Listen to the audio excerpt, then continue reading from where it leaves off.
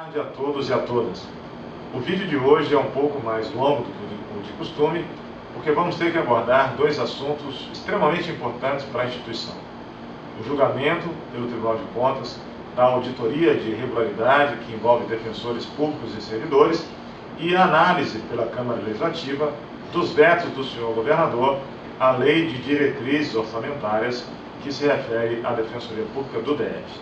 Estivemos presentes no julgamento do Tribunal de Contas na terça-feira e posso dizer que o julgamento foi extremamente rápido, considerando que o conselheiro relator apenas leu alguns trechos do seu voto, sendo seguido pela unanimidade pelos demais conselheiros da Corte de Contas. Não tivemos acesso ainda ao inteiro teor daquilo que foi decidido, apenas a alguns trechos lidos pelo conselheiro. De qualquer maneira, essa decisão será objeto de pedido de reexame e confiamos que será recebido no efeito suspensivo. Isso quer dizer que, de imediato, não há necessidade de cumprimento integral e imediato das decisões ali tomadas. De qualquer maneira, é importante esclarecer à categoria que há pontos sim negativos nessa decisão, mas também não há motivo para desespero ou acreditar que precisamos tomar de imediato alguma medida judicial, apenas depois, se for o caso, de uma decisão definitiva daquela Corte de Contas. Então eu vou apresentar aos colegas um resumo daquilo que foi decidido.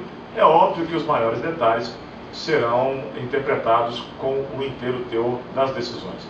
De qualquer maneira, eu já adianto que estou assinando na data de hoje uma portaria constituindo dois grupos de trabalho. Um deles para os defensores públicos e outro para os servidores públicos, com a participação das entidades representativas de cada categoria. O objetivo desses grupos de trabalho é analisar os efeitos e a extensão das decisões do Tribunal de Contas e também oferecer propostas legislativas de iniciativa do Defensor-Geral que possam ajustar a nossa situação jurídica às recomendações estabelecidas pelo Tribunal de Contas. Essa portaria deverá ser publicada na terça-feira, considerando que na segunda é feriado, dia do Evangelho, portanto não haverá circulação de diário oficial, mas farei publicar na segunda-feira em boletim de serviço o seu inteiro teor. Quanto ao resumo das questões decididas, a principal e a mais angustiante talvez fosse a do teto federal a que estamos no presente momento sujeitos, em razão de um parecer da Procuradoria do DF, homologado pelo governador à época. A decisão do Tribunal de Contas foi no sentido de encaminhar a questão de novo ao governador para dizer se ratifica ou não a decisão homologatória naquele parecer e ainda ao Ministério Público do Distrito Federal e Territórios para avaliar se irá ou não proceder a alguma medida judicial para adequação deste teto. Neste mesmo processo foi decidido também a respeito do teto em apartado para a remuneração do adicional de substituição. A decisão do Tribunal de Contas foi no sentido de considerar a impossibilidade desse teto em apartado, estando todos os efeitos jurídicos de remuneração a este título sujeitos a um mesmo teto. Óbvio que essa decisão também será objeto de recurso. O aspecto decidido pelo Tribunal de Contas foi quanto à carga horária de trabalho do defensor público. Interpretou o Tribunal de Contas que nós somos servidores públicos, portanto sujeitos a jornadas de 30 horas semanais. Essa interpretação, embora desconfortável quanto à nossa inclusão como simples servidores públicos, ignorando as inovações trazidas pela Emenda Constitucional 80, tem aspectos relevantes que merecem ser estudados com cautela, já que sabemos que, rotineiramente, a jornada de trabalho de defensores públicos ultrapassa as 30 horas, considerando o período dedicado à análise de processos, atendimento ao público e realização de audiências, ainda que o trabalho não seja desenvolvido presencialmente nos núcleos. Diz o Tribunal de Contas que isso deve ser objeto de regulamentação por parte do Defensor-Geral, mas ainda surgem as possibilidades de pagamento de horas extraordinárias, além da opção de jornada de trabalho de 40 horas, previstas expressamente na Lei Complementar 80. Isso pode trazer benefícios financeiros aos defensores públicos e também será objeto de análise do grupo de trabalho.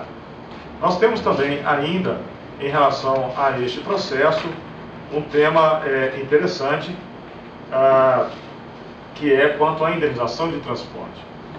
A indenização de transporte é paga hoje mediante uma opção, sem nenhuma outra comprovação das atividades realizadas pelo defensor público.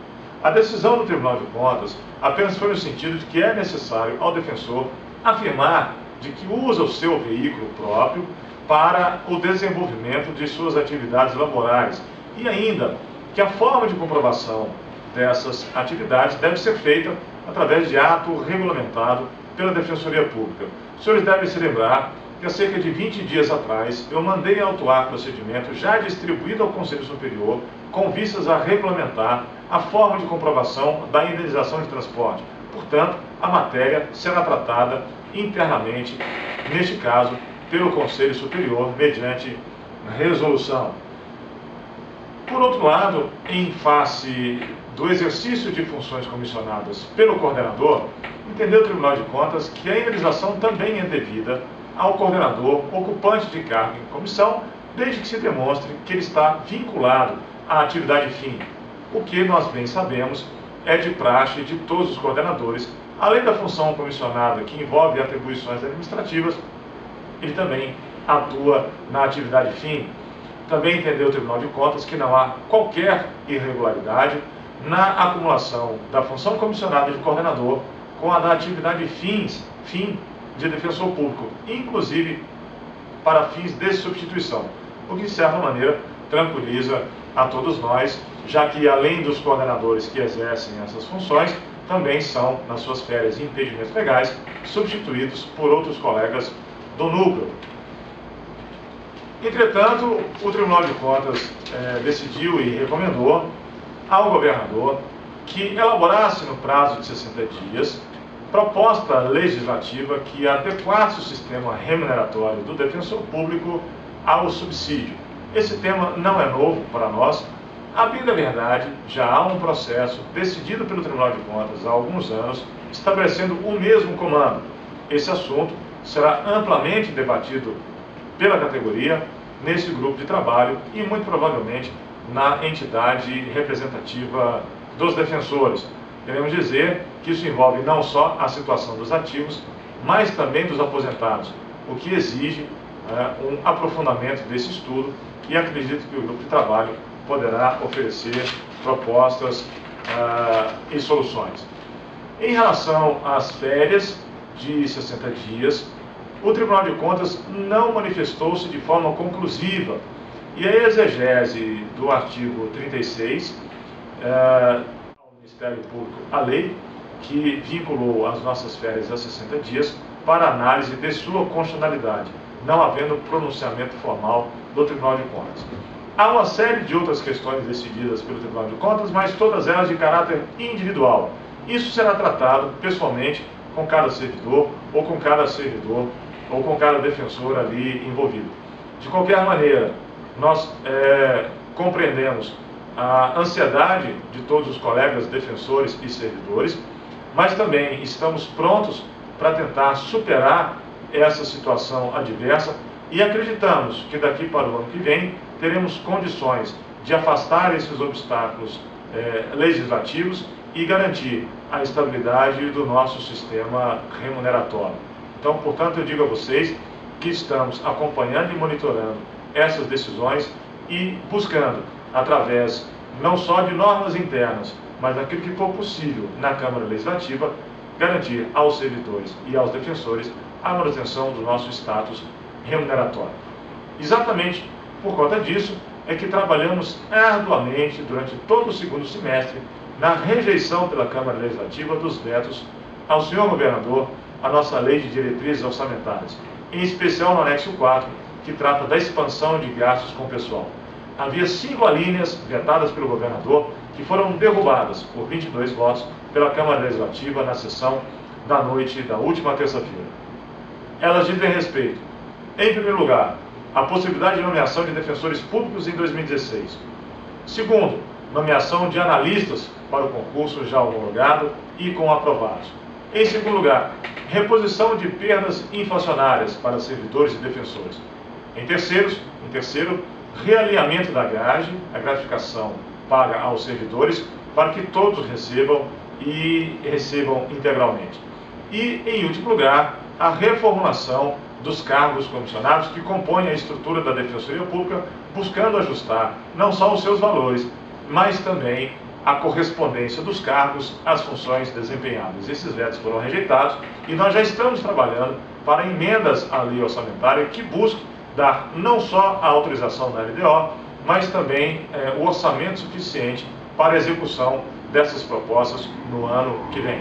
De qualquer maneira, o avanço é inegável, na medida em que, se não houvessem essas alterações na lei de diretrizes orçamentárias, nós estaríamos limitados ao ano que vem a apenas repetir aquilo que executamos neste ano em termos de expansão de gasto com o pessoal.